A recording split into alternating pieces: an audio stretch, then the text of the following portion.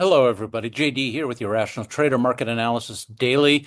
In today's video, we got one last mean reversion cash machine trade to make this week, this time on Restoration Hardware. Oh my goodness. The premiums on this one, for obvious reasons, are extremely large. And when Restoration Hardware reports earnings, we can expect a significant move. Now, when I looked at Restoration Hardware, I start any mean reversion trade.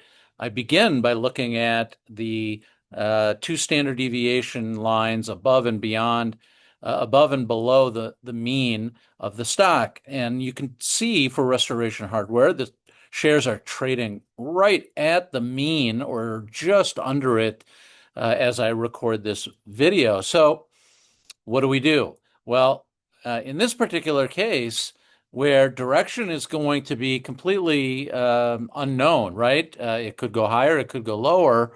I would look at maybe doing an iron condor here. But given the huge premiums on the options for Restoration Hardware, the profit dynamics on the iron condor were really crummy.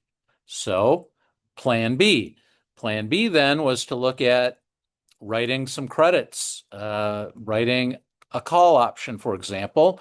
But this time, because we're right at the mean, we're going to write a call option and a put option. So I dug into the option prices, and I really, really, really liked the structure on the put side. But man, the premiums on the call side were ginormous. So much so that the insurance that I would have to write on the call options that I sell, the risk reward begins to look very, very unattractive. What's my conclusion then in doing the analysis? Well, the market expectation here clearly is on the side of the call options. The big traders are expecting Restoration Hardware to go higher. Therefore, what I'm going to do instead of a credit spread, I'm going to do a call debit spread on Restoration Hardware. I can buy to open the 227.50. I can sell the 242.50.